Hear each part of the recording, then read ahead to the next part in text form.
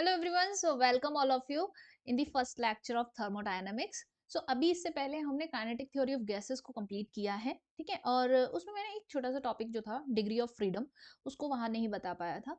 तो degree of freedom वाला जो टॉपिक है उसको मैं थर्मोडायनामिक्स में ही कवर अप करा दूंगी, ठीक है। तो जो थर्मल फिजिक्स है हमारी, सबसे पहले हम लोगों ने स्टार्टिंग के थर्मल प्रॉपर्टीज ऑफ मैटर, फिर उसके बाद केटीजी किया था, ठीक है। तो ये सारे चैप्टर, फिर उसके बाद थर्मोडायनामिक्स, आगे कैलोरीमेट्री वगैरह करेंगे, तो ये सारा मिला के तुम्हारी पूरी थर्मल फिजिक्स बनेगी। तो सारे टॉपिक्स ऑब्वियसली कवर हो जाएंगे, है ना, उसमें कोई टेंशन वाली बात नहीं है। तो डिग्री ऑफ फ्रीडम जो है वो थर्मोडायनेमिक्स में कवर करा दूंगी, ओके। तो चलो शुरू करते हैं हम विद दिस अपना पहला लेक्चर। तो सबसे पहले जानना है कि थर्मोडायनेमिक सिस्टम क्या होता है। तो थर्मोडायनेमिक सिस्टम का मतलब होता है कि सिंपल सी बात है, कुछ भी कॉम्प्लिकेटेड नहीं है। थर्मोडायनेमिक सिस्टम कुछ भी हो सकता है, लिक्विड हो सकती है, गैसेस हो सकती हैं, सॉलिड स्टेट हो सकती है, कुछ भी हो सकता है, ठीक है।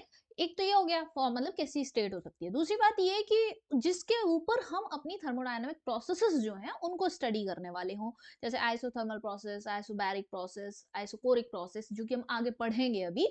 तो thermodynamic system, it can be a solid, liquid or gas, and on which we can study our thermodynamic processes, ठीक है। यही होता है, हमें डेफिनेशन ना ही कहीं लिखनी है ना ही कहीं यूज होनी है। तो बस इतना समझना है कि मैं अगर फिगर बना दूं, फिगर से तो मैं समझा देती हूँ, ठीक है। तो जैसे कि मैंने ये चीज शो की कि भाई ये थर्मोडायनेमिक सिस्टम है मेरा। क्या है? Thermodynamic system. और उसके बाहर बाहर की जो चीजें हैं वो सारी की सारी क्या है? सराउंडिंग्स। अगर तुम जैसे एक वेसल में पानी गर्म कर रहे हो, गैस पे रख के पानी गर्म कर रहे हो, तो जो वेसल में पानी है, वेसल और जो पानी, ये चीज क्या हो गया? एक थर्मोडायनेमिक सिस्टम हो गया। उसके अलावा आसपास की जितनी भी सारी चीजें हैं वो सभी क्या है? सराउंडिंग्स है, ठीक है। और जैसे जो वेसल है, वेसल वो क्या बना रहा है? वो बाउंड्री बना रहा है, बाउंड्री। और जो पानी है वो क्या बना रहा है? थर्मोडायनेमिक सिस्टम बना रहा है। समझ लो बात? तो इतना सा समझना है बस, तुम्हें ये वर्ड्स क्लियर होने चाहिए। थर्मोडायनेमिक सिस्टम, सराउंडिंग क्या होती है और बाउंड्री क्या होती है। तो थोड़ा सा लिख लेते हैं। Thermodynamic system, thermodynamic system can be solid, liquid और gaseous in form on which various thermodynamic processes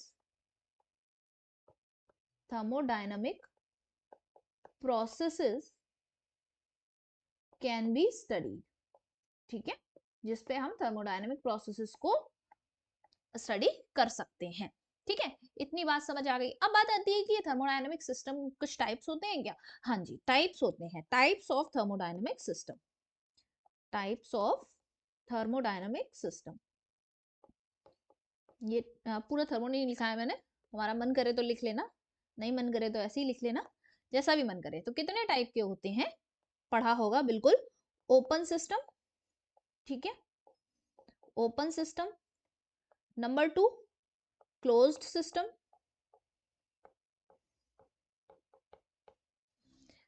then उसके बाद आता है आइसोलेटेड सिस्टम।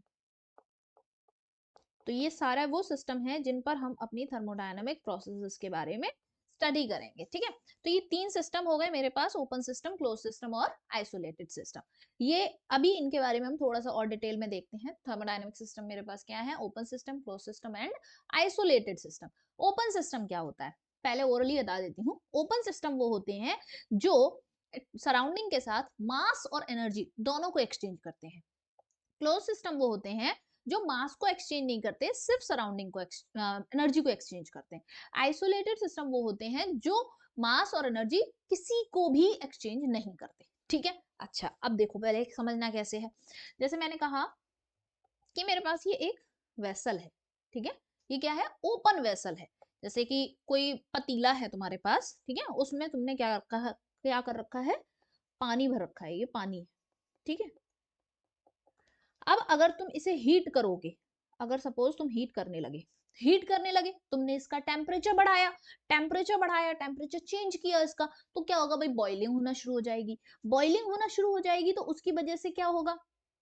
उसकी वजह से क्या होगा कि भाई ये कुछ पानी जो होगा वो बाहर जाने लगेगा, ठीक है, तो मास बाहर जा रहा है, ठीक है।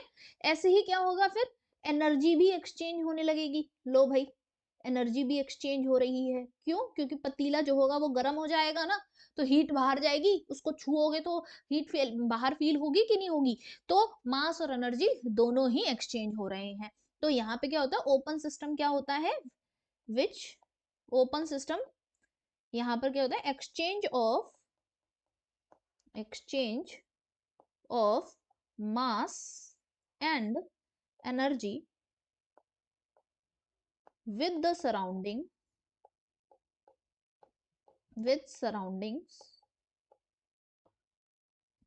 occurs, ठीक है।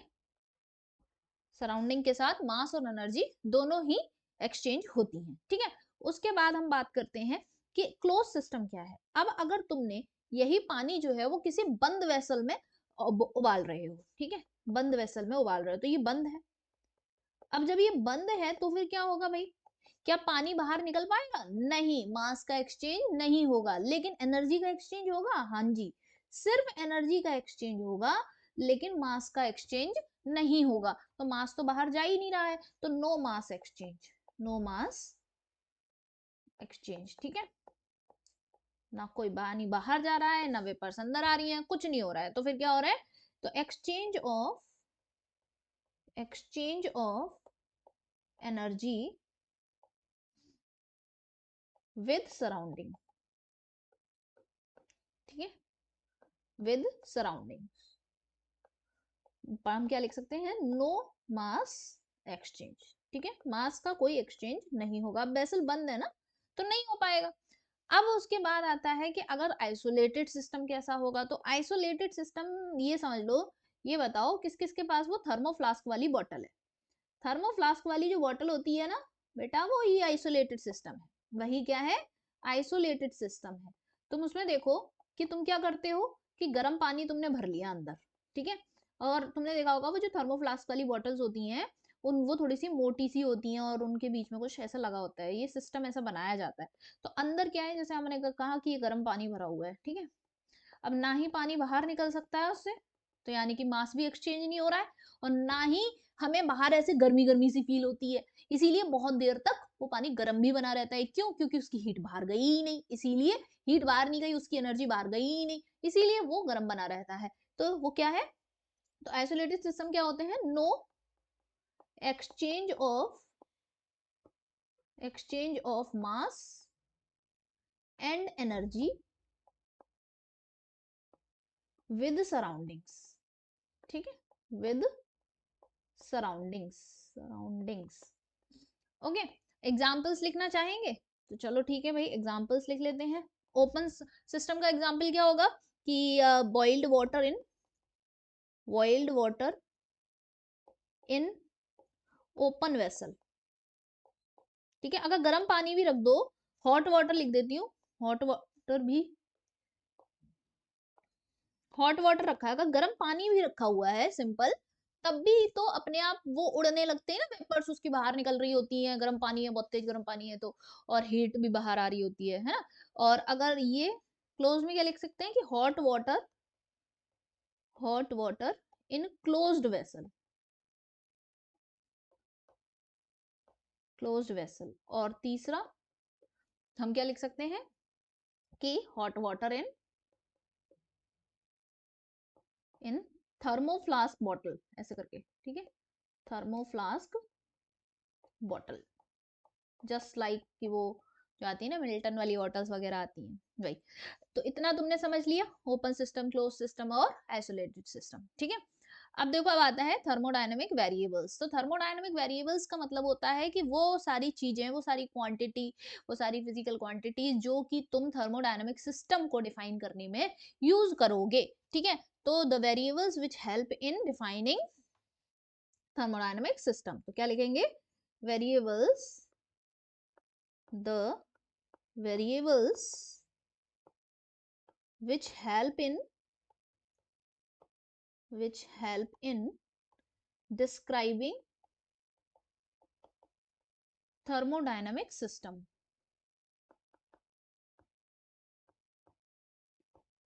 थर्मोडायनामिक सिस्टम, ठीक है, थर्मोडायनामिक सिस्टम को डिस्क्राइब करने में यूज करेंगे, ठीक है। एग्जाम्पल के लिए हम क्या यूज कर सकते हैं, जैसे प्रेशर, हम कोई भी अगर पानी उबाल रहे हैं या लिक्विड है, कोई गैस है, तो उसका प्रेशर क्या है, हम उसका वॉल्यूम देखेंगे, हम वॉल्यूम के बारे में बात करेंगे।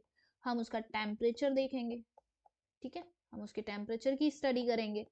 और हम क्या देख सकते हैं, हम उसकी एंथैल्पी देखेंगे, एंथैल्पी मतलब एनर्जी, ठीक है। और क्या देख सकते हैं, हम देख सकते हैं कि भाई कितनी हीट इवॉल्व हुई है, ये सब चीजें देखेंगे। ओके, तो वर्क डन देखेंगे, वर्क, अभी तो मैं सारा समझाऊंगी कि मैं वर्क का क्या मतलब है, ठीक है। हीट भी आता है एक टर्म, हीट और एंथैल्पी का मतलब क्या है डिफरेंस, वो भी अभी हम आगे सीखेंगे। एंट्रोपी देखेंगे, एंट्रोपी जानते हो, एंट्रोपी का मतलब क्या होता है, डिग्री ऑफ रैंडमनेस, ठीक है। गिव्स फ्री एनर्जी का भी हम यूज करते हैं, मतलब होता है, लेकिन यहाँ पे इतना आएगा नहीं, पर गिव्स फ्री एनर्जी लिख दे रही हूँ, जो कि जी, ठीक है। तो इसी तरह से ये सारे हमारे टर्म्स हो जाते हैं, और जो भी होंगे अगर आएंगे तो आगे डिस्कस कर लेंगे, ठीक है। तो अब ये हमने थर्मोडायनेमिक वेरिएबल्स हमने पढ़ लिए। अब इन वेरिएबल्स में जैसे कि मैंने कहा ना, जैसे हमारे पास ए से लेके जेड तक की वो होती है एबीसीडी, ठीक है। तो ये क्या है, हमारे अल्फाबेट्स, ठीक। फिर उसके बाद इन अल्फाबेट्स में से कुछ वॉवल्स होते हैं, कुछ कॉन्सोनेंट्स होते हैं। वॉवल्स और कॉन्सोनेंट का मतलब समझते हो, वॉवल्स का मतलब क्या होता है, वो हिंदी में क्या बोलते हैं, स्वर बोलते हैं शायद, स्वर और व्यंजन ऐसी कुछ बोलते हैं, हाँ। तो वॉवल्स जैसे ए ई आई ओ यू, है ना। तो मुझे नहीं पता, मैं हो सकता है शायद गलत भी बोल रही हूँ, पर मुझे इतना पता है कि ए ई आई ओ यू होता है ना। और थोड़ा बहुत मेरा गलत हो रहा हो तो जो भी है ए ई आई ओ यू, ये 5 जो हैं, तो हम इन ये क्या है, ये हमारे वॉवल्स ही होते हैं, जैसा भी हो, ठीक है। बता देना भाई गलत हूँ तो कमेंट कर देना ठीक है। तो ये हो गया। तो उसी तरीके से इन्हीं में से मैं बताऊंगी कि कुछ एक्सटेंसिव प्रॉपर्टीज होती हैं, कुछ इंटेंसिव प्रॉपर्टीज होती हैं, मतलब कुछ वेरिएबल्स ऐसे हैं जो एक्सटेंसिव प्रॉपर्टी कहलाते हैं, कुछ वेरिएबल्स ऐसे हैं जो इंटेंसिव प्रॉपर्टी कहलाते हैं, कुछ वेरिएबल्स ऐसे हैं जो स्टेट फंक्शन कहलाते हैं, कुछ वेरिएबल्स ऐसे हैं जो पाथ फंक्शन कहलाते हैं। तो कौन से हैं, क्यों कहलाते हैं, क्या डेफिनेशन है, क्या क्राइटेरिया है, वो देखते हैं, ठीक है। तो सबसे पहले हम बात करेंगे कि एक्सटेंसिव प्रॉपर्टी क्या होता है, मतलब कोई भी वेरिएबल एक्सटेंसिव प्रॉपर्टी कब कहलाएगा, एक्सटेंसिव प्रॉपर्टी। तो एक्सटेंसिव प्रॉपर्टी का मतलब कि all the variables, the variables which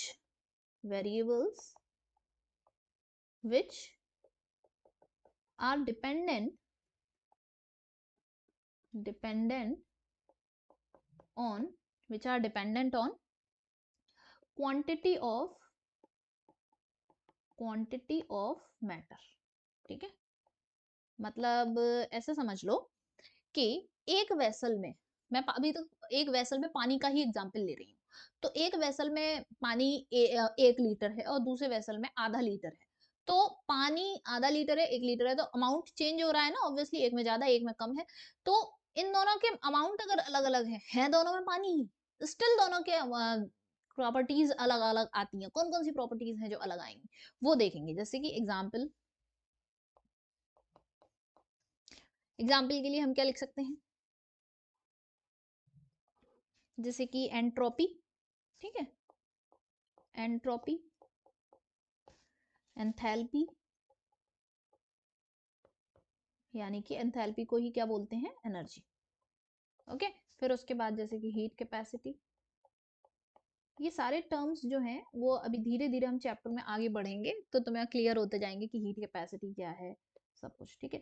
pressure of gas, obviously जितनी ज्यादा तुमने केमिस्ट्री में अगर सॉल्यूशन वाला चैप्टर कभी पढ़ा हो तो तुमने पढ़ा होगा कि जितना ज्यादा वेपर्स डेवलप होती हैं उन्हीं का प्रेशर आता है, ठीक है। और एक तो ये वेपर प्रेशर हो जाता है, तो वेपर प्रेशर भी हम कह सकते हैं, या फिर relative lowering of vapour pressure तुमने पढ़ा हो, तो relative lowering in vapour pressure, ठीक है। वैसे बस इतना समझ लो, बस और कुछ नहीं है, ठीक है। उसके बाद आता है इंटेंसिव प्रॉपर्टी, इंटेंसिव प्रॉपर्टी। तो इंटेंसिव प्रॉपर्टी नाम से ही पता चल रहा है क्या,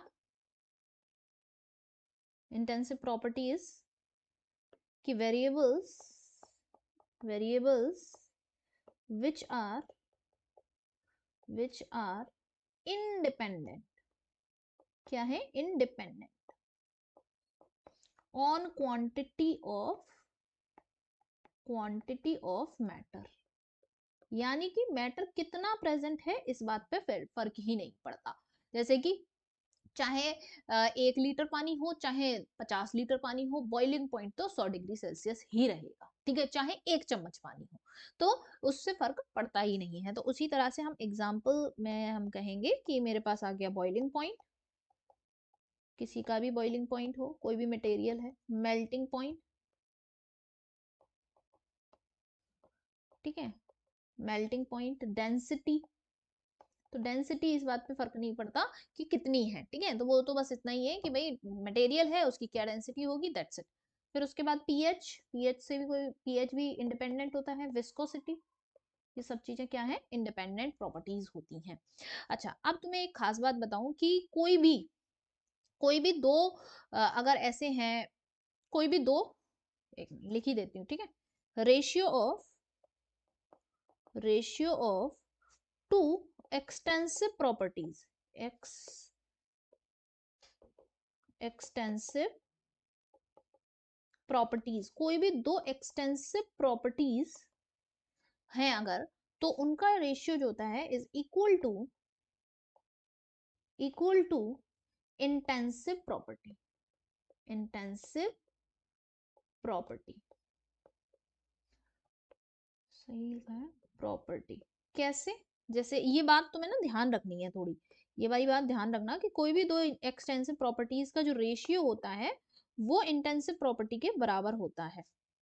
क्या, जैसे कि मैंने कहा कि एग्जाम्पल के लिए हम कह सकते हैं डेंसिटी, मैंने अभी भी बताया कि डेंसिटी जो होती है वो इंटेंसिव प्रॉपर्टी है, मटेरियल पे के अमाउंट पे डिपेंड नहीं करती है। तो डेंसिटी क्या होता है, मास अपॉन वॉल्यूम। ऑब्वियसली देखो, ज्यादा पानी है, 1 लीटर पानी है, 2 लीटर पानी है, तो ज्यादा अमाउंट होगा तो ज्यादा मास होगा, और ज्यादा अमाउंट होगा तो वॉल्यूम भी ज्यादा होगा, तो यानी कि वॉल्यूम और मास क्या है, एक्सटेंसिव प्रॉपर्टी हो गई, और इन्हीं का रेशियो जो हो गया वो क्या है, डेंसिटी है, ठीक है। तो इतनी सी बात है और कुछ नहीं है। दूसरी चीज हमें क्या पढ़नी है, स्टेट फंक्शन। स्टेट फंक्शन क्या होता है, स्टेट फंक्शन, एक होता है टर्म स्टेट फंक्शन और दूसरा टर्म होता है पाथ फंक्शन, ठीक है। तो वही चीजें हैं, स्टेट फंक्शन क्या होता है, पाथ फंक्शन क्या होता है। तो जो भी थर्मोडायनेमिक क्वांटिटीज ऐसी होती हैं जो सिर्फ इस बात पे डिपेंड करती हैं कि इनिशियल स्टेट क्या थी सिस्टम की और फाइनल स्टेट क्या थी सिस्टम की, सिर्फ इनिशियल और final state of the system पर डिपेंड करती हैं, all those quantities are called state function, ठीक है। तो डिपेंड ऑन, हम क्या कहेंगे, स्टेट फंक्शन क्या होते हैं, depend on initial and final state of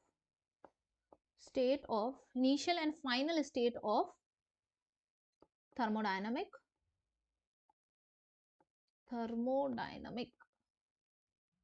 इधर लिखते हैं, ठीक है, थर्मोडायनामिक सिस्टम, कोई भी थर्मोडायनामिक सिस्टम है उसकी इनिशियल और फाइनल स्टेट क्या है उस पर डिपेंड करती है। तो एग्जाम्पल के लिए हम कैसे लिखेंगे, जैसे कि change in volume, change in temperature, change in enthalpy, ठीक है, change in gives free energy, change in entropy, ये सारी चीजें क्या है, ये सारी चीजें हैं स्टेट फंक्शन, ठीक है। इन्हें इनिशियल और फाइनल से ही मतलब है। ऐसे समझ लो कि तुम नीट की तैयारी कर रहे हो, तुम अभी क्या हो दुनिया वालों की नजर में, अरे नीट की तैयारी कर रहा है, ठीक है, पता नहीं होगा कि नहीं होगा, ऐसे वाला है। और एक टाइम क्या होगा, जिस दिन तुम सेलेक्ट हो जाओगे, उस दिन तुम डॉक्टर बन जाओगे, तब तब वाली एक स्टेज आएगी। लेकिन डॉक्टर बनने और नीट की तैयारी करने, इन दोनों के बीच में एक बहुत लंबा सफर रहा, एक पाथ रहा है, कई सारे फेजेस तुमने देखे हैं, ठीक है, उनसे गुजरे तुम हो। तो कुछ लोग ऐसे होंगे जिन्हें घंटा फर्क नहीं पड़ता कि तुम्हारा क्या क्या तुमने चीजों से गुजरे, तुमने क्या क्या फेस किया, ठीक है। वो सारे लोग क्या हैं, वो सारे लोग हैं स्टेट फंक्शन। तो ऐसे लोग ज्यादा होते हैं, है ना, रिश्तेदार, दोस्त वगैरह, आसपास के लोग, ये लोग ज्यादा होते हैं, बहुत सारे होते हैं, ठीक है, जिन्हें सिर्फ और सिर्फ किससे मतलब है, इनिशियली तुम क्या थे, फाइनली क्या थे। इनिशियली तुम अभी ऐसे एक जस्ट नॉर्मल नीट एस्पायरेंट जिसपे उनको कोई यकीन नहीं है कि ये बंदा कभी जाके कुछ बनेगा भी, ठीक है। और फाइनली जाके अगर तुम बन जाते हो तो दे विल अप्रिशिएट यू कि हाँ बेटा भाई तू तो बहुत मेहनत करने वाला था, तू तो डॉक्टर बन गया, ऐसे ऐसे करके बहुत अप्रिशिएट करेंगे, ठीक है। तो ऐसे लोग बहुत सारे होते हैं। तो तुम देखो कि इसमें तो तुम देखोगे इसमें एग्जाम्पल्स भी काफी सारे हैं, ठीक है। फिर आता है एक पाथ फंक्शन। पाथ फंक्शन क्या होता है? वो सारे वेरिएबल्स जिन्हें इस बात से फर्क पड़ता है कि भाई आप किस पाथ से गुजरे। तो तुम्हारी प्रिपरेशन की ड्यूरेशन में क्या क्या मुश्किलें आई हैं, क्या क्या दिक्कतें आई हैं, उनसे फर्क पड़ने वाला ना बहुत ही कम लोग होते होंगे। और रेयरली मैं कहूँ तो सिर्फ तुम्हारे पेरेंट्स होते हैं। तो पेरेंट्स हमारे दो ही होते हैं, मम्मी पापा। तो इसके एग्जाम्पल सिर्फ दो ही हैं, ठीक है। चलो ऐसे भी याद कर सकते हैं। तो depend on the path followed, the path या फिर प्रोसेस फॉलोड, कौन सी प्रोसेस के through, process followed by thermodynamic system, thermodynamic system to change from to change from initial state to final state, initial state to final state, ठीक है। इन्हीं पर depend करती है। कौन से हैं? मैंने कहा दो ही एग्जाम्पल है। क्या? एक है हीट, जिसको मैं Q से रिप्रेजेंट करूंगी, और एक है वर्क डन, ठीक है, जिसको मैं W से रिप्रेजेंट करूंगी। तो Q and W only two examples. यही ध्यान रखना है कि हमारे सफर से मतलब रखने वाले बस बहुत ही कम होते हैं, दो ही होते हैं, मम्मी पापा की तरह बस। तो वही दो एग्जाम्पल्स हैं, ठीक है। तो याद रहेगा तुम लोगों को। नेक्स्ट आता है जीरोथ लॉ ऑफ थर्मोडायनामिक्स। तो जीरोथ लॉ ऑफ थर्मोडायनामिक्स क्या कहता है? तो ये एक स्टेटमेंट बेस्ड क्वेश्चन बनाने के लिए तुम्हारे लिए हेल्पफुल हो सकता है, क्योंकि इस पे से कोई न्यूमेरिकल नहीं आता। न्यूमेरिकल आता है फर्स्ट लॉ ऑफ थर्मोडायनामिक्स पे। तो उस पे बेस्ड अभी हम न्यूमेरिकल करेंगे काफी सारे। लेकिन पहले जीरोथ लॉ देखते हैं कि जैसे कि मान लो कि कोई सिस्टम ए है, ठीक है, और ये एक सिस्टम है बी, और ये एक सिस्टम है सी। अगर सिस्टम ए और, एक मिनट मेरी स्क्रीन हिल गई, देखो, सिस्टम ए और सिस्टम सी, ये क्या है? किसमें है? इक्विलिब्रियम में है, इक्विलिब्रियम में है, ओके। और सिस्टम बी और सिस्टम सी, ठीक है, सिस्टम बी एंड सिस्टम सी, ये भी क्या है? इक्विलिब्रियम में, बट सेपरेटली। मतलब ए की दोस्ती है सी के साथ, बी की दोस्ती है सी के साथ, बस अलग अलग दोस्त हैं, ठीक है। लेकिन ए और बी की आपस में दोस्ती है या नहीं है, ये एक अलग बात है, ये अभी मैं बाद में बताऊंगी। लेकिन अभी मैं क्या बता रही हूँ, ए की सी के साथ दोस्ती है और बी की सी के साथ दोस्ती है, ठीक है। तो हम क्या कह रहे हैं कि भाई if system A and system B are separately in thermal equilibrium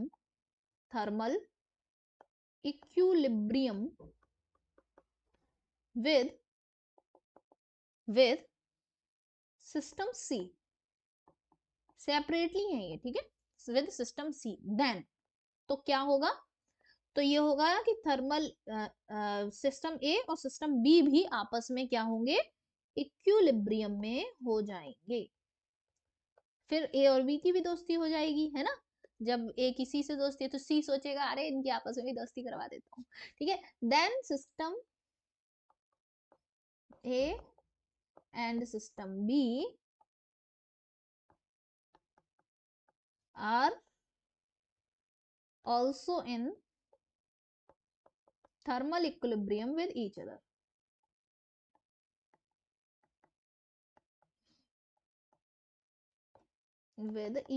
ठीक है। बहुत ही अजीब सा लॉ है, जो भी है तो भाई ऐसा ही, ठीक है। तो ये याद कर लेना है, इतनी सी बात है। देन आता है first law of thermodynamics, FLOT, FLOT, ऐसी लिखूंगी मैं अगली बार से। तो according to the FLOT, FLOT करने वाले हैं हम इसमें, क्योंकि इसमें बहुत सारी चीजें होती हैं, बहुत सारे न्यूमेरिकल आते हैं इस पे बेस्ड। तो क्या कहता है? तो अकॉर्डिंग टू फ्लोट, ठीक है, पर उससे पहले इट इज बेस्ड ऑन, किस पे बेस्ड है? It is based on conservation of energy, ठीक है। किस पर बेस्ड है? It is based on conservation of energy,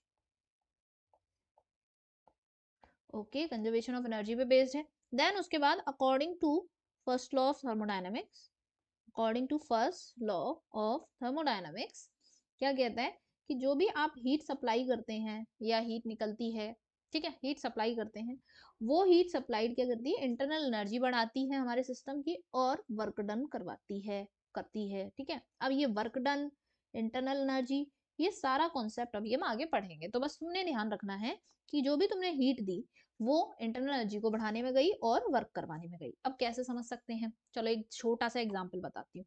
कैसे, जैसे मैं तुम्हारी बड़ी बहन हूँ, मैंने तुम्हें 100 रुपए दिए, ठीक है, मैंने तुम्हें 100 रुपए दिए, मैंने तुमसे कहा कि बेटा जाओ मौज करो, जा बेटा जी ले अपनी जिंदगी। तो मैंने तुमसे कहा, तो तुमने क्या किया कि 45 रुपए वाली चॉकलेट खरीद ली, ठीक है, तुमने एक चॉकलेट खरीदी, वो कैडबरी की चॉकलेट आती है ना 45 वाली, वही तुमने खरीदी। अब तुमने क्या कर लिया, उसे खा लिया। अब तुमने उसे खा लिया तो इससे तुम्हें क्या मिल गई, एनर्जी मिल गई, ठीक है, तो इससे तुम्हारी एनर्जी बढ़ गई। फिर उसके बाद तुम्हारे पास क्या बचा, 55 रुपए बचे। 55 रुपए का तुमने क्या किया कि जाके मेला देख आते हैं। तो तुम मेला देखने गए, मेले में तुमने बहुत सारे झूले झूले, बहुत सारा एंजॉय किया, मस्ती की, तो ये सब चीजें तुम्हारी क्या हो गई, तुमने वर्क किया ना, वर्क क्या है, अल्टीमेटली काम किया तुमने, तो ये तुम्हारा काम करना हो गया, ये तुम्हारी एनर्जी बढ़ाने के लिए हो गया, तो अल्टीमेटली इससे तुमने ये दो काम कर लिए हैं। बहुत ही अजीब सा एग्जाम्पल था, जस्ट कि तुम्हें बताने के लिए कि ये दो पार्ट में डिस्ट्रीब्यूट हो गई, ठीक है। तो यही हो गया। अब हम देखते हैं यहाँ पे क्यू क्या है, तो क्यू है मेरा हीट। अब ये heat supplied to the system भी हो सकती है और heat emerges from the system भी होता है, मतलब रिलीज फ्रॉम द सिस्टम भी हो सकती है। मतलब हीट सिस्टम में हम दे रहे हैं, जैसे कि किसी वेसल में पानी है, मैं उस पे उसको गर्म करूं, तो मैं क्या कर रही हूँ, उस सिस्टम को हीट दे रही हूँ।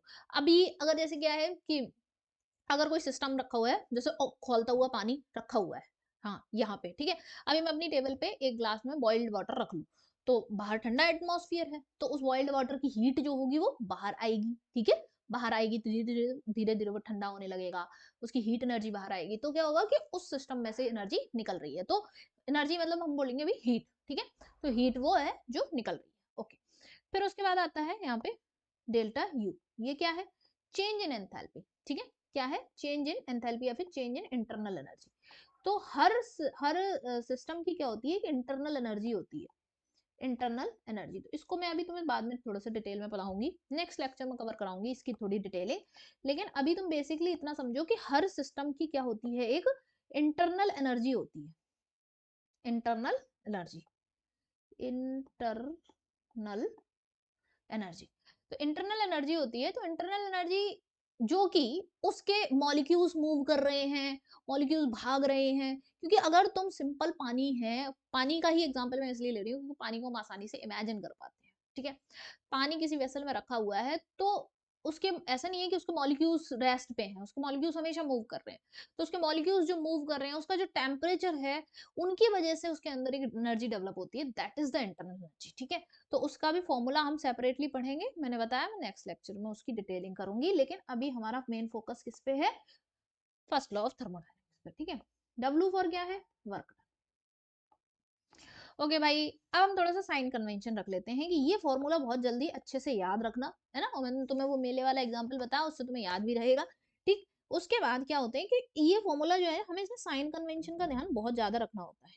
क्या, साइन कन्वेंशन, साइन कन्वेंशन का ध्यान रखने के लिए तुमने क्या करना है, तुम्हें करना है, सबसे पहली चीज तुम्हें ये समझनी है कि अगर अगर तुम हीट सिस्टम को दे रहे हो, जैसे कि तुम चाय बना रहे हो, ठीक है, पहले पानी उबालते हो, तो पानी उबाल रहे हो तो तुम हीट दे रहे हो सिस्टम को, तो heat given to to the system, heat given to system, तो जब हीट गिवन टू सिस्टम हुई, तो इस चीज को आप कैसे लिखेंगे, क्यू की वैल्यू आप हमेशा पॉजिटिव लगाएंगे, तो क्यू की वैल्यू पॉजिटिव लेंगे, भले ही देखो क्वेश्चन में ऐसा लिखा नहीं होगा कि heat is equal to +20, plus plus करके नहीं लिखा होगा, या -20 ऐसे लिखा नहीं होगा, वो ऐसे लिखेंगे कि heat is given to the system, heat is release from the system, ऐसे करके लिखा होगा, तो इसी से समझना है तुम्हें कौन सा साइन लगाना है। फिर दूसरी बात, अब तुमने देखो पानी गर्म किया, चाय बना ली पूरी, अब चाय लेके तुम ठंडी ठंडे एटमॉस्फियर में चाय लेके गए, तुम अपने घर पे सबके लिए बना के लेके गए, है ना, तो उसके बाद क्या होगा, अब तुम क्या होगा कि उस गरम गरम चाय में से हीट निकलेगी बाहर, तो heat released from the system, heat released from system, अगर सिस्टम से हीट रिलीज हो रही है, तो तुम क्या कहोगे कि भाई क्यू नेगेटिव है, क्यू की वैल्यू हम नेगेटिव रखेंगे, किसमें, इसी फॉर्मूले में, ठीक। उसके बाद फिर आते हैं कि work done by the system. Work done से घबराना नहीं, अभी बताएंगे हम, ठीक है। वर्क डन बाय सिस्टम, जब वर्क डन बाय सिस्टम होता है तो हमेशा तो वॉल्यूम इंक्रीज हो रहा होता है। क्या होता है? Volume increase. तो वॉल्यूम इंक्रीज होता है तो हम वर्क डन कैसे लेते हैं? पॉजिटिव। ये फिजिक्स की बात कर रही हूँ तो फिजिक्स में ऐसे ही होता है, केमिस्ट्री में थोड़ा सा अलग होता है, मतलब अपोजिट होता है इसका। और work done on the system, अब हम वर्क डन सिस्टम के ऊपर कर रहे हैं, हम कर रहे हैं, मतलब work done on the system हो रहा है, यानी कि हम कर रहे हैं, वर्क वो नहीं कर रहा, ठीक है, वर्क सिस्टम नहीं कर रहा है। तो यहाँ पे क्या होगा? वॉल्यूम डिक्रीज करेगा और वर्क क्या रहेगा? नेगेटिव। ठीक है। तो इस तरीके से ये तुम्हें साइन कन्वेंशन ध्यान रखने हैं। All three quantities, heat, internal energy, W, ये सब के सब प्रॉपरली साइन कन्वेंशन के साथ अप्लाई करने हैं। दूसरी बात, सेम यूनिट में होने चाहिए, ठीक है। तो ये सब क्या होने चाहिए? सेम यूनिट में होने चाहिए। एक मिनट।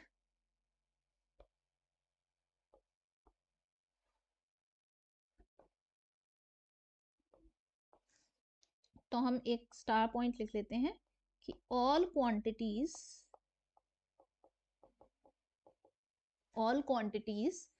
Q, डेल्टा U और W should be in same unit, either of joule या फिर और कैलोरी। इनका रिलेशन पता है, मैंने बताया एक लेक्चर में, अपने पिछले लेक्चर में, मतलब बताया तो था मैंने, ये तुम्हें सारे लिखवाए थे, ठीक है। 1 कैलोरी इज इक्वल्स टू क्या होता है? 4.2 joule.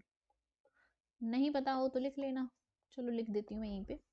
1 calorie equals to 4.2 joule. तो कैलोरी बड़ी यूनिट होती है, जूल छोटी यूनिट होती है, हम समझ गए। अब हम देखेंगे कि भाई वर्क डन क्या होता है, वर्क डन कैसे समझना है। तो वर्क डन समझने के लिए तुम्हें थोड़ा सा दिमाग लगाना पड़ेगा। क्या है? देखो, जैसे मेरे पास ये एक वेसल है, ठीक है, ये एक वेसल है और इस वेसल के ऊपर ये एक पिस्टन रखा हुआ है, पिस्टन, ठीक है, ये एक पिस्टन है, या फिर ऐसे समझ लो कि ये एक ढक्कन है, ठीक है, और उस ढक्कन के ऊपर ये ऐसे करके एक हैंडल है, बस सिंपल देसी लैंग्वेज में समझ लिया, ठीक है। तो ये ऐसे करके है और अंदर इसमें यहाँ पे ये सारा मटेरियल भरा हुआ है, ठीक है। तो अभी ये क्या है? इसकी इनिशियल स्टेट, इनिशियल स्टेट है, और ये इसकी इनिशियल स्टेट है, तो फिर भाई इसका ये सारा क्या हो गया? ये इसका इनिशियल वॉल्यूम हो गया, ठीक है, ये इसका इनिशियल वॉल्यूम हो गया। ओके, देन हमने क्या किया कि अब हमने इस पे प्रेशर लगाया, हमने कहा कि लगाओ भाई प्रेशर लगाओ दम के, अरे रुक जा, एक तो ये चल पड़ती है, ठीक है। हमने क्या किया? इस पे प्रेशर लगाया। अब जब हमने इस पे प्रेशर लगाया तो ये पिस्टन क्या करेगा? ये पिस्टन डर जाएगा और नीचे की तरफ दबेगा, ये ऐसे करके नीचे की तरफ दब जाए, ठीक है। जब ये नीचे की तरफ दबेगा तो यानी कि ऑब्वियसली ये प्रेशर नीचे आया है, यहाँ तक ये लगा है। मैं कलर का बड़ा ध्यान रखती हूँ, मुझे अच्छा लगता है कलरफुल सा बनाना। तो ये प्रेशर हमने लगाया, तो ये चीज क्या हो गई मेरी? This is the final state. और अब ऑब्वियसली वॉल्यूम क्या हो गया? कम हो गया है, और ये वी फाइनल मेरा आ गया है, ये वी इनिशियल था और ये वी फाइनल आ गया है, ठीक है। तो फिर ये जो चीज रही, ये this is change in volume. ये क्या है? Change in volume. ये मेरे वॉल्यूम का चेंज है, यानी कि मैं ऐसे कह सकती हूँ डीवी, ठीक है। वर्क डन क्या होता है? अरे अब तुम कहोगे अरे दीदी इतनी देर हो गई, वर्क डन बता दो क्या होता है। तो वर्क डन होता है भाई, W is equals to pressure, ये मेरा क्या था? P एक्सटर्नल, एक्सटर्नल प्रेशर, ठीक है, P external dot change in pressure, कहाँ से कहाँ तक? V इनिशियल से V फाइनल तक। तो this is the proper form कि किस तरीके से मेरा वर्क डन का फॉर्मूला होता है। डेप्थ में कहीं नहीं जाना, क्योंकि जितना फॉर्मूला हमें यूज करना है उतना फॉर्मूला पढ़ना चाहिए हमें, ठीक है। तो ये मेरा हो गया। ओके, तो जब आप इसको डिफरेंशिएट कर लेते हो तो इसको यही हम कैसे लिखते हैं? P एक्सटर्नल और फिर V final minus V initial. ठीक है, तो ऐसे भी लिख सकते हैं हम, अपर लिमिट लोअर लिमिट लगा देंगे तो। ठीक है, अपर लिमिट और लोअर लिमिट लगा देंगे तो। ओके चलो, ठीक है। देन उसके बाद हम जानते हैं कि पीवी इक्वल्स टू एनआरटी होता है, एनआरटी होता है बिल्कुल। ठीक है, तो अगर मैं कहूँ P delta V is equal to N, तो कांस्टेंट है, आर भी कांस्टेंट है, क्योंकि देखो जब हमने प्रेशर लगाया है तो ऐसा थोड़ी ये सारा जो मटेरियल ये था ये सब इधर कंडेंस होके इधर आ गया। ठीक है, इधर आ गया तो नंबर ऑफ मोल्स अमाउंट तो चेंज नहीं हुआ ना, नंबर ऑफ मोल्स तो चेंज हो ही नहीं, तो टेम्परेचर चेंज हो रहा है। ठीक है, तो P delta V equal to हम क्या कर सकते हैं, एन आर डेल्टा टी। तो ये जो चीज मैंने अभी यहाँ पे फॉर्मूला लिखा था कि W is equal to P external और ये डेल्टा वी ही तो है ना, P V final minus V initial delta V. तो इसी को मैं क्या लिख सकती हूँ, एन आर डेल्टा टी। ठीक है, एन आर डेल्टा टी। तो ये डिफरेंट डिफरेंट फॉर्म्स हैं जो अब हम यूज करेंगे अभी आगे। ठीक है,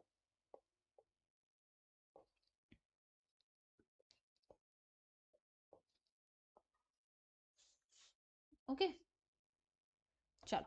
अभी अब हम आगे देखो, मेनली मैंने तुम्हें यहाँ पे बताया कि यहाँ से तुम्हें इस वाले फिगर से क्या पता चल रहा है, इस वाले फॉर्मूले से तुम्हें क्या पता चल रहा है, इस वाले फॉर्मूले से पता चल रहा है कि work done is equals to the product of pressure and volume. तो इसका मतलब work will be equal to the area under the graph, under the graph, under the PV graph. अगर प्रेशर और वॉल्यूम का ग्राफ होगा under the PV graph, under the PV graph जो भी area निकलेगा उसे हम क्या कहेंगे, वो वर्क के इक्वल होगा। तो अब मैं तुम्हें ढेर सारे क्वेश्चंस कराने वाली हूँ, तो तुम अपनी सीट बेल्ट बांध लो और मेरे साथ क्वेश्चंस के लिए शुरू हो जाओ। ठीक है, तो मैं ग्राफ वाले भी क्वेश्चन कराऊंगी और फर्स्ट लॉ ऑफ थर्मोडायनामिक्स के भी क्वेश्चन कराऊंगी। तो चलो शुरू करते हैं। पहला question, calculate the work done by the gas when it is taken from 1 to 2। ये 1 है, ठीक है, दिस इज 1, ये 2 है और ये है 3। तो 1 to 2, 2 से 3 और 3 से 1 लेके आते हैं as shown in the figure. Calculate the work done in the cyclic process. 1 से 2 गए, 2 से 3 गए, 3 से 1 गए। तो पहले देखो कि 1 से 2 गए, 2 से 3 गए और 3 से 1 आए। ठीक है, अब अगर देखा जाए अलग अलग अगर मैं कंसीडर करूं तो तुम देखो, ये जो पहला पार्ट है जब हम 1 से 2 गए तो इसके नीचे ग्राफ एरिया कितना है, ये वाला। ठीक है, ये वाला एरिया है। ठीक है, अब ये वाला जो पोर्शन देखा जाए जब 2 से 3 गए हैं तो 2 से 3 जाने में क्या है, वॉल्यूम क्या रहा है, कांस्टेंट। तो इस चीज को ध्यान से समझना, जब हम 1 से 2 गए हैं, ठीक है, तो उस ड्यूरेशन में क्या हो रहा है, तुम देखो 1 तुम यहाँ पे थे, फिर 2 इधर गए। ठीक है, इस डायरेक्शन में जा रहे हो, ये ऐसे करके दिखेगा, ऐसे करके ये इस तरह से जा रहे हैं। ठीक है, तो वॉल्यूम क्या हो रहा है, इंक्रीज हो रहा है। पहले वी नॉट था, फिर 2 V0 हो गया, तो वॉल्यूम क्या कर रहा है, इंक्रीज कर रहा है। तो वॉल्यूम इंक्रीज कर रहा है। क्वेश्चन तो हम सॉल्व कर लेंगे, लेकिन ये क्वेश्चन कहना क्या क्या चीजें चाह रहा है वो मैं तुम्हें बता देती हूँ। वॉल्यूम इंक्रीज कर रहा है, ठीक है, तो यानी कि डेल्टा वी क्या आएगा, पॉजिटिव आएगा। डेल्टा वी पॉजिटिव आएगा तो वर्क डन भी पॉजिटिव आएगा। तो मतलब क्या है, मतलब ये है कि इसका मतलब वर्क डन, वर्क डन जल्दी देख के आओ, पॉजिटिव कब आता है, पॉजिटिव कब आता है, work done by the system. मतलब क्या है कि किसी ने बाहर से प्रेशर नहीं लगाया है, ये समझो बात को, किसी ने बाहर से यूं करके प्रेशर नहीं लगाया है। ऐसा होता है ना कि तुम पानी भरा तुमने, उसके ऊपर प्लेट रख दी, फिर तुम बॉईल करे जा रहे हो, बॉईल करे जा रहे हो, और फिर पानी फिर बॉईल हो के खुद से ही उसका वॉल्यूम बढ़ रहा है, मतलब बॉईल हो रहा है ना, टेम्परेचर बढ़ने की वजह से उसका वॉल्यूम बढ़ रहा है, और वॉल्यूम बढ़ने की वजह से जो प्लेट है वो भी ऊपर खिसक गई। ऐसा होता है, तो वही चीज तो हुई कि प्लेट ऊपर खिसक गई, तो वो वॉल्यूम बढ़ा और उसकी वजह से प्लेट भी ऊपर खिसक गई, इससे हमें पता चला कि वॉल्यूम बढ़ गया। तो वर्क डन किसने किया, उस सिस्टम ने किया। ठीक है, तो सिस्टम ने किया, तो work done by the system हो गया। तो हम इसे क्या कहेंगे, work done by system.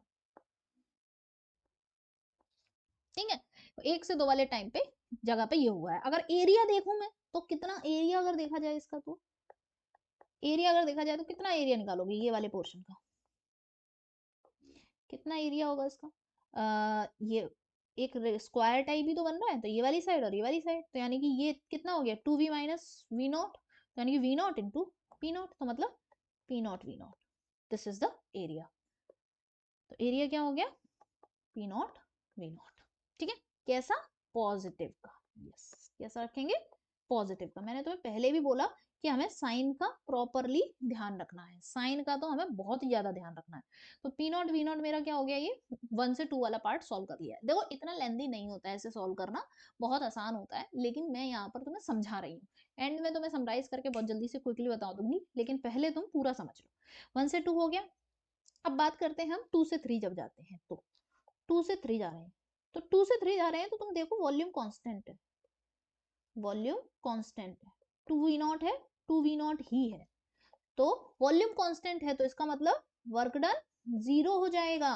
Work done actually delta we zero हो जाएगा ना, डेल्टा वी क्या हो जाएगा, जीरो हो जाएगा। जब डेल्टा वी जीरो होगा तो वर्क डन क्या हो जाएगा, जीरो हो जाएगा। तो फिर उसका एरिया लेने का मतलब ही नहीं है, क्योंकि अब स्ट्रेट लाइन के नीचे क्या ही एरिया निकालोगे, कुछ नहीं है। फिर बात आती है ये वाली, जब हम 3 से 2 जाते हैं, ठीक है, 3 से 2 जाते हैं, तो 3 से 2 जा रहे हैं, तो अब तुम देखो जब 3 पे हैं तो वॉल्यूम कितना है, 2 वी नॉट, और जब 1 पे आ गए तो वॉल्यूम कितना है, वी नॉट। तो 3 से 2 आए हैं, यानी कि वॉल्यूम डिक्रीज किया है। क्या किया है, वॉल्यूम डिक्रीज किया है, वॉल्यूम डिक्रीज किया है। और वॉल्यूम डिक्रीज करने का मतलब क्या है, डेल्टा वी कैसा होगा, नेगेटिव, है ना, वी फाइनल छोटा होगा तो डेल्टा वी नेगेटिव हो जाएगा, नेगेटिव होगा तो वर्क डन भी मेरा नेगेटिव आएगा। वर्क डन नेगेटिव का मतलब क्या है, work done on the system, ठीक है। मतलब जैसे कि मैंने अभी जो ऊपर बताया था कि सिस्टम है और उसके ऊपर प्रेशर लगा दिया ऐसे, ठीक है, work done on the system, ये हो गया। एरिया कैसे निकालेंगे, तो अब एरिया के लिए मैं काम करती हूँ, दूसरा कलर यूज कर लेती हूँ। तो एरिया क्या होगा, ये वाला, ये सारा, ठीक है, सारा जितना ग्रीन ग्रीन दिख रहा है, दिख रहा है ना, ग्रीन दिख रहा है, डार्क कलर करूंगी,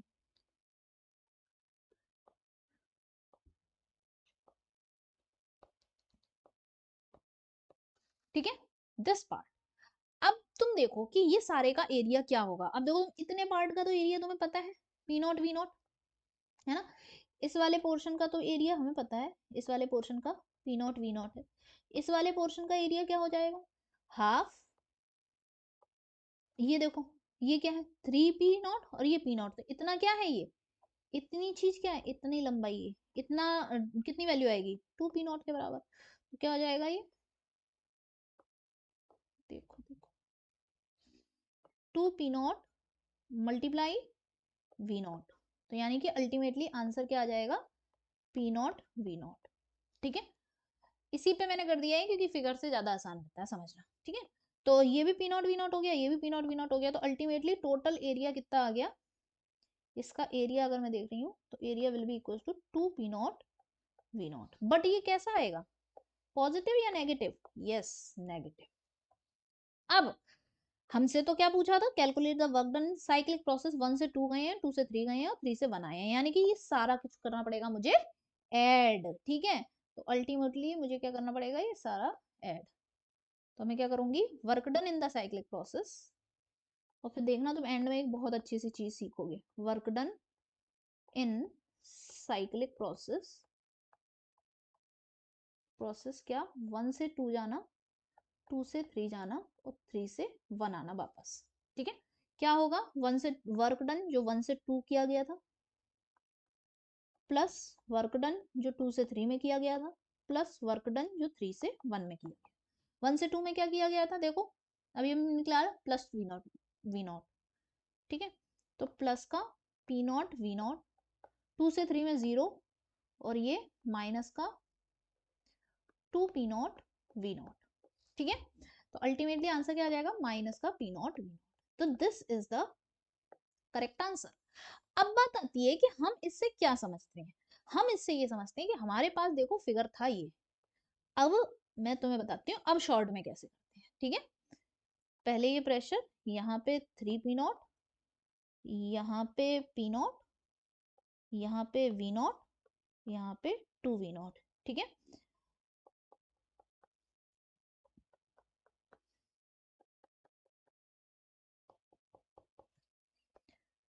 अब देखो जरा,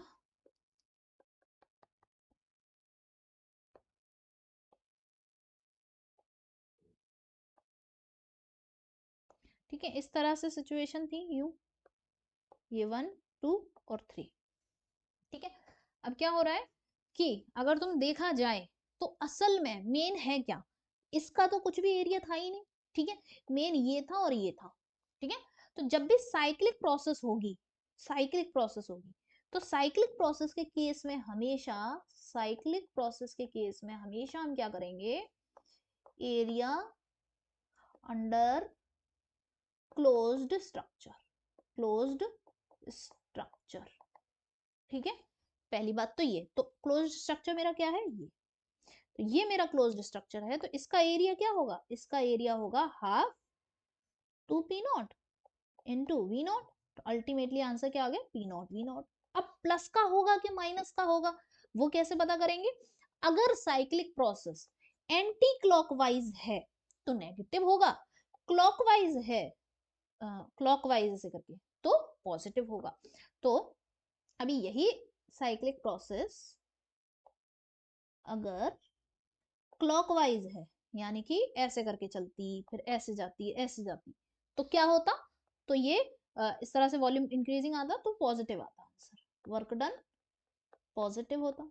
और एंटी क्लॉकवाइज है अगर साइकिल, तो वर्क डन नेगेटिव, ठीक है। तो बस ये क्लू पॉइंट्स तुम्हें याद रखने हैं और कुछ भी ध्यान नहीं रखना है, ठीक है। अब इसी तरीके से अब देखो आगे वाली बताएंगे, अब हम डिटेल में नहीं करेंगे, शॉर्ट तरीके से करेंगे, डिटेल वाला तरीका करके बता दिया, अब शॉर्ट कर लेते हैं। अब देखो ये क्या कह रहा है, an ideal gas is taken from the ABCA as shown in the figure, estimate the work done बताना है। तो ये अगेन साइक्लिक प्रोसेस दिखाई दे रही है, तो तुम देखो ये ऐसे एरो लगा है, ये ऐसे लगा है और ये ऐसे लगा है। तो पहले तो ये देखो कैसी है, क्लॉकवाइज या एंटी क्लॉकवाइज, क्लॉकवाइज साइकिल है। कैसी साइकिल है, क्लॉकवाइज साइकिल है। क्लॉकवाइज साइकिल है, इसका मतलब क्या है, क्लॉकवाइज साइकिल का मतलब वर्क डन कैसा रहेगा, देखो जल्दी से, क्लॉकवाइज साइकिल है, वर्क डन पॉजिटिव है, वर्क डन पॉजिटिव कब होता है, जब work done by the system होता है। तो क्लॉकवाइज साइकिल में क्या होता है, वर्क डन पॉजिटिव होता है, और यानी कि work done by the system रहेगा। तो आधी बातें तो हमने यही देख ली, सीख ली, कितना रहेगा वो एरिया से निकाल लेंगे।